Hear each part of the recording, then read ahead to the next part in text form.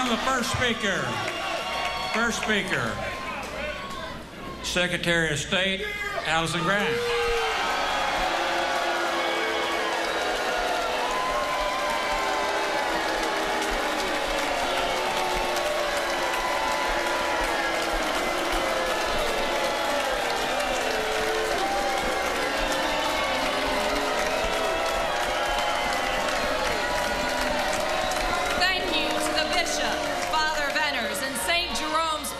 For hosting the 134th Annual Fancy Farm Picnic. It is great to be back in West Kentucky. And what a huge crowd for Senator McConnell's retirement party. Father, you sure know how to throw a party. The barbecue smells so good, even Jesse Benton stopped holding his nose. Barbecue, trust me, there's no way I'm gonna leave here today in empty dress. Now, you know, it's not easy being Mitch McConnell. He's been in Washington, D.C. so long, he thinks Duke's in Kentucky and Clover Lick's not. But I've got good news for the folks in Clover Lick. If Mitch McConnell doesn't know where your town is, it just makes it harder for him to ship your jobs overseas. But don't worry, Clover Lick, you're not alone. Mitch McConnell forgot about most Kentuckians a long time ago. Truly, it has been a hard year for Mitch McConnell. 35 is my age. That's also Senator McConnell's approval rating. You know the senator is worried about the results in November when you see his campaign manager wearing a Mitch for Governor 2015 button. Sorry, Hal. Sorry, Jamie. When you finally see Senator McConnell and I on the same stage, you realize only one of us believes women deserve equal pay for equal work. If Mitch McConnell were a TV show, he'd be Mad Men, treating women unfairly, stuck in 1968 and ending this season. Seriously, I don't know what's more dysfunctional, Senator, the way you run your campaign or your Washington, D.C. After 3 decades in Washington, you've just given up. You don't care about us anymore. Thanks to you, D.C. stands for doesn't care.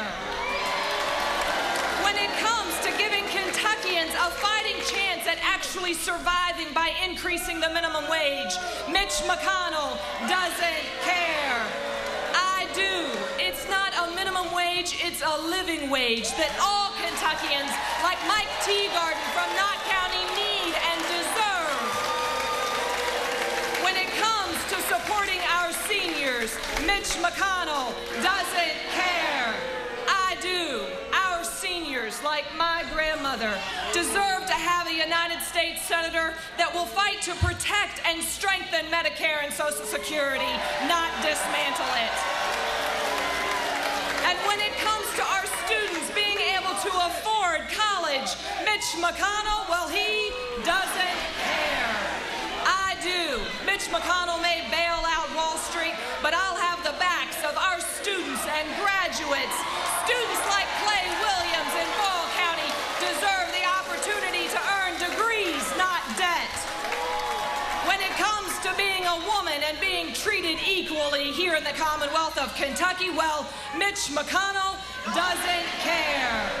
I do. Senator, the women of Kentucky and nationally are here today to send you a message. The barriers for women have not all been lowered because you are standing in our way. 76 cents on every dollar is not acceptable, and equal pay for equal work is not preferential treatment. This is not a woman's issue, this is a family's issue. When it comes to labor, Mitch McConnell doesn't care. I do. You see, collective bargaining, it's a fundamental right of our American workers. Labor has lifted millions out of poverty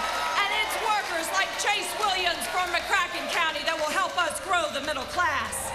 When it comes to our Kentucky coal miners, well, Mitch McConnell doesn't care. I do. I stand here today proudly, endorsed today by the United Mine Workers of America. They are standing shoulder to shoulder with me because they're tired of the hot air from Senator McConnell. They're ready for a senator that will fight for their jobs and their black lung benefits.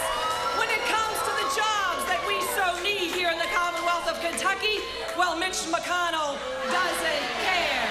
I do. While Mitch McConnell may not think it's his job to bring jobs here to the Commonwealth, as your U.S. Senator, it will be my #1 priority. Kentuckians like David Stanley from Harlan County deserve to have a senator that will put them back to work.